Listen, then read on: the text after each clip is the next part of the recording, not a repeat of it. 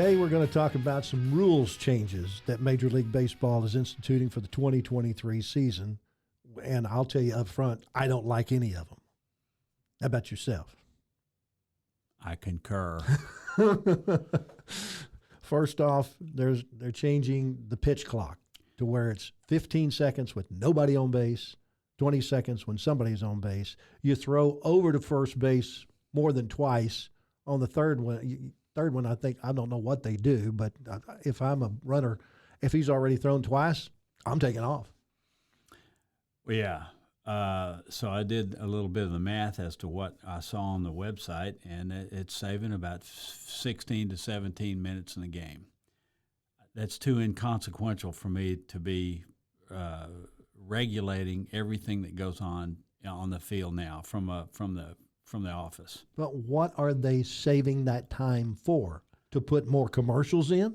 Well, obviously, and we've both talked about this, TV is ruling the roost here. So that's where the money's coming from, and I think they have some say in this. I can't say that for sure, but I would speculate when money talks and everything else walks, as you know. I guarantee TV is pushing this. It's not being pushed by you and me, the fans.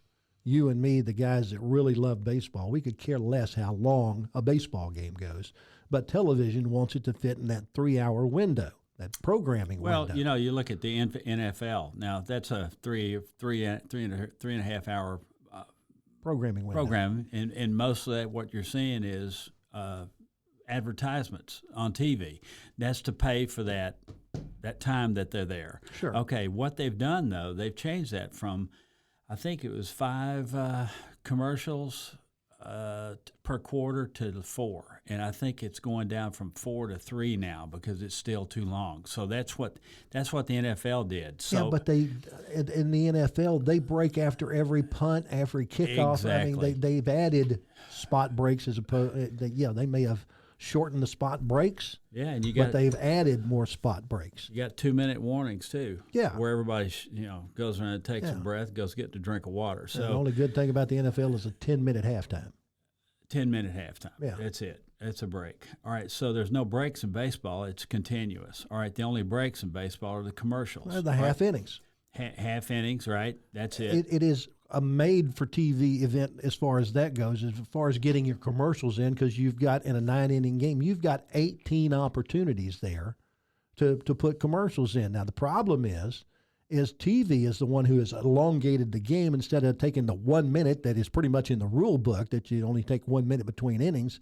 Television had made it 2 minutes between every half inning. Now, if the pitching in the major leagues had done like Ferguson Jenkins did, who hopefully we'll have on here one time, his average games that he pitched in were 2 hours and 10 minutes. Yeah. All right. So, and this is a guy that won 20 games for a bad team. Chicago Cubs, they weren't that good. No. As far as the rest of the league goes. They were major league players, but as far as that went, he was a 5 years, 20-game winner on a poor team. So, but I asked him one time, said, how do you do this? How did you do this? He said, well, him and his catcher, Randy Hundley, between innings would get together and they would talk. When he wasn't hitting, they would talk about the next 3 hitters. And before the game, they'd go over everything anyway. Sure. But during the game, as games go, during that time, things changes. Things change during the daily. So, how does this guy look now? Well, we're going to do this with him, and we'll try to get a ground ball here. His tendencies are hitting the ball on the ground to the second base side or whatever it is, but we're going to get him to do that as quickly as we can. He said, okay, and that's how they did it.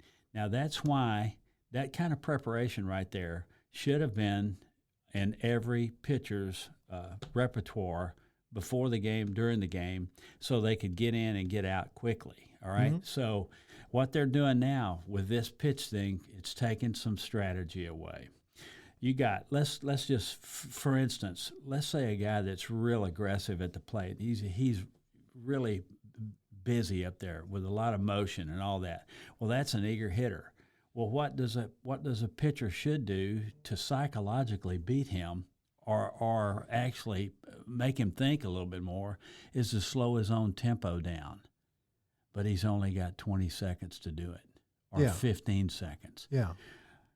And then what about the guy? This is where it works. The guy that's real patient at the place. Then you want to up tempo. You want him to call timeout. You want to get in their head. And that's taking that, really and truly, half of it is being taken away right now by this pitch clock. Now, that's just, that's from the intrinsic side of it. The pitch clock is going to force some of these guys that are slower to work faster, but in effect, what did I say, 15, 20 minutes added to the game? Yeah. When what's really slowed the game down are these timeouts for replay. Yes.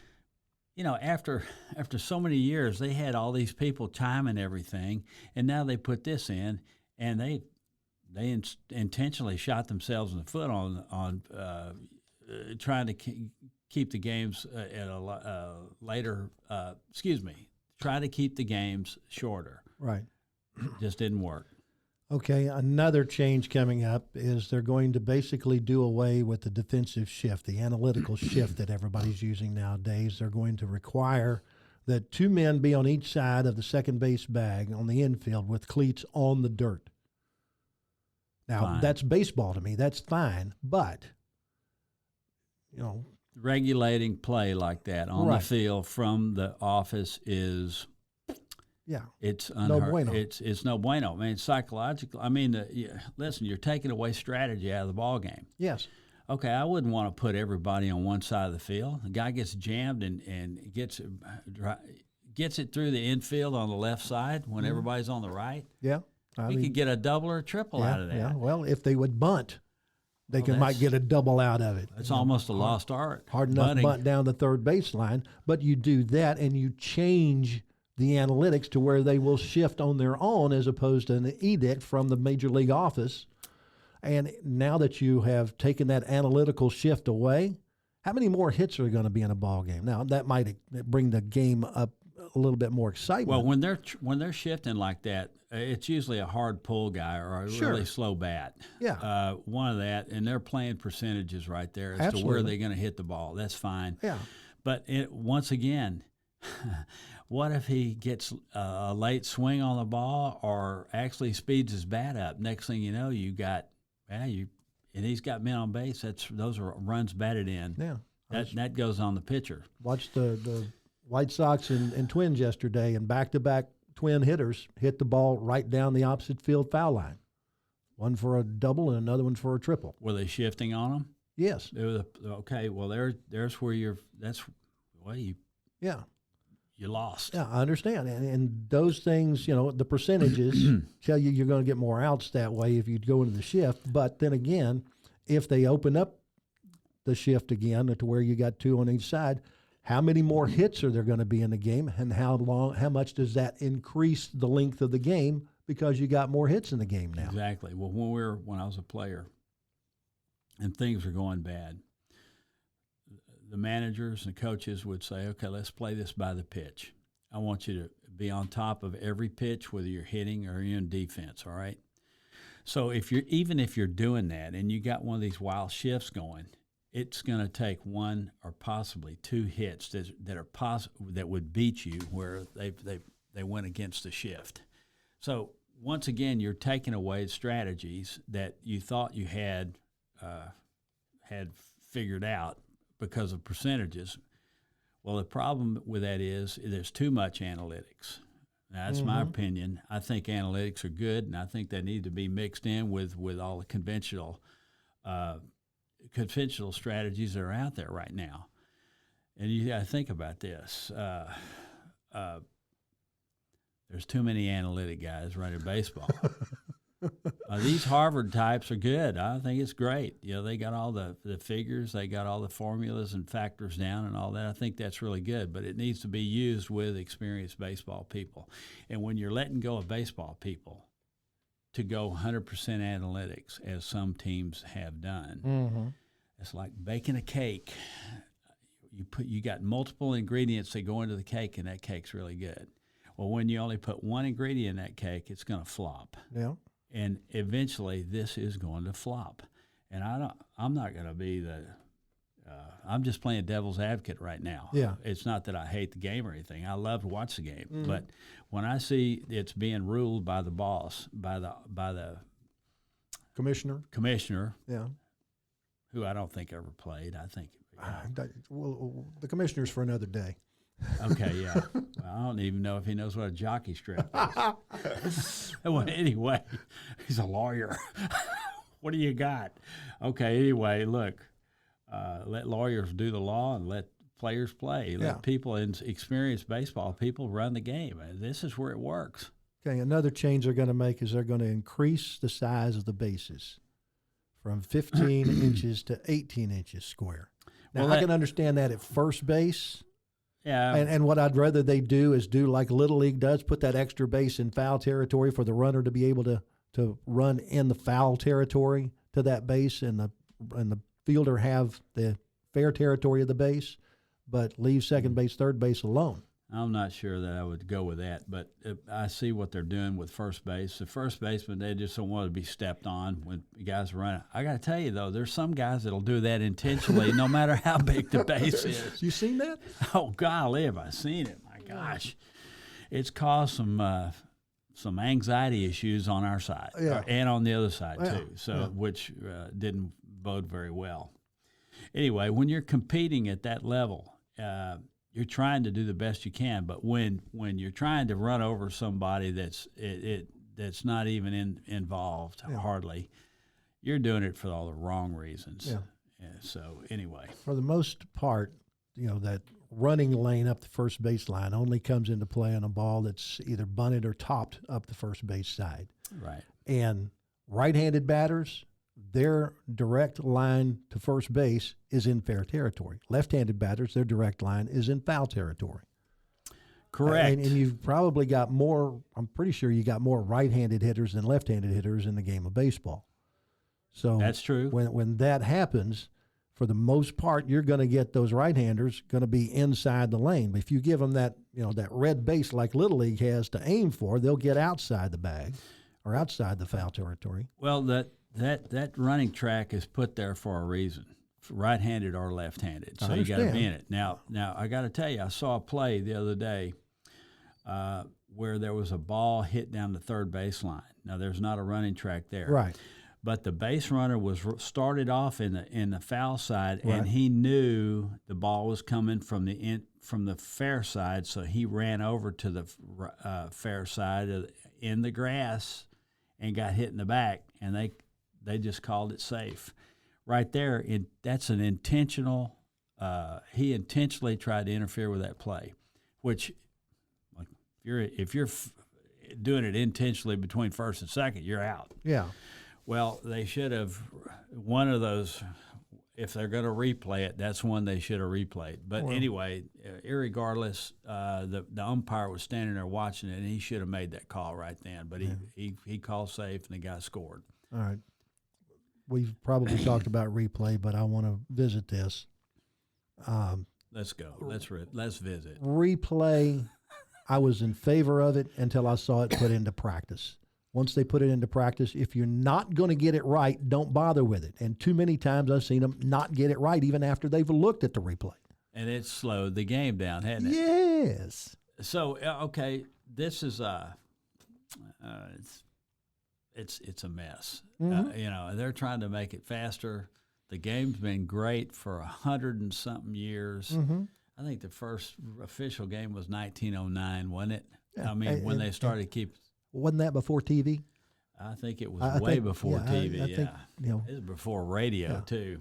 Baseball is not a made-for-TV event. Now, it is an event that fits a TV program very well because of the commercial availabilities with half innings and all of that. It's perfect for television to be able. It's funding the game as well too. Yeah.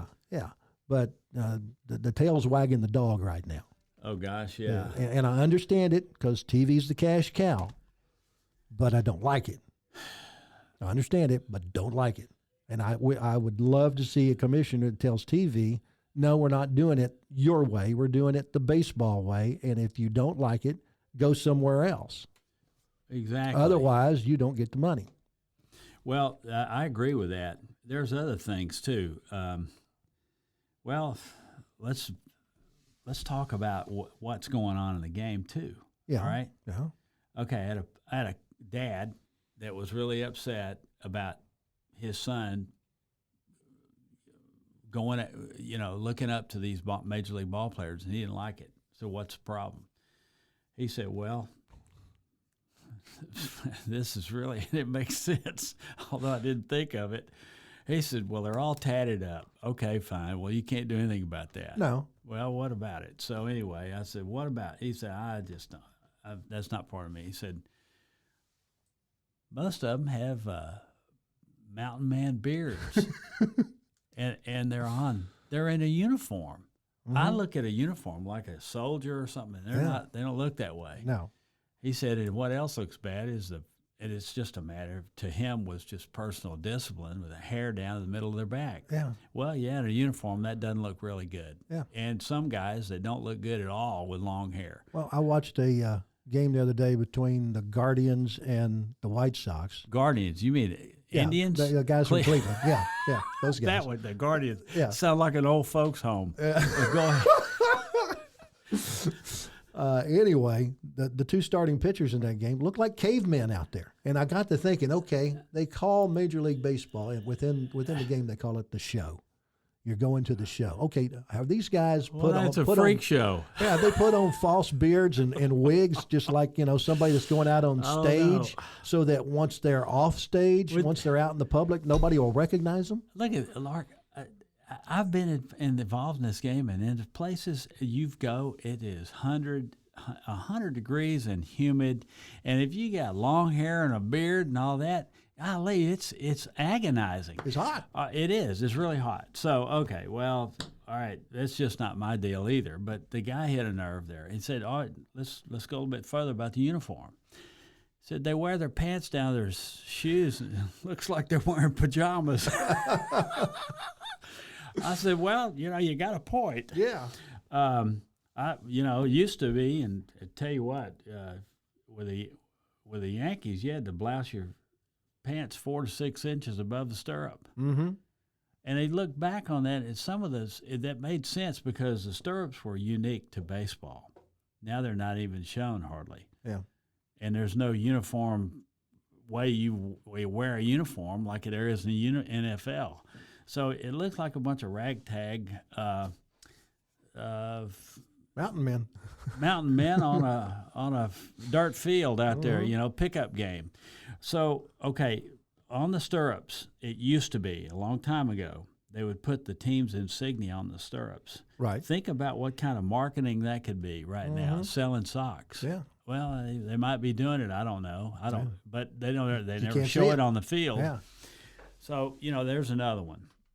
And anyway, all right. So we got all that out of the way. Yeah. So I think we've utilized what time we have for today. We appreciate you joining us here for a visit to the Mound. Thanks, Lark. That'll wrap up this visit to the Mound. We certainly appreciate you joining us today for a little baseball talk. Anytime you want to hear something about baseball, you can find us anywhere you get your podcast, or you can go to roguemedianetwork.com for the next edition of A Visit to the Mound.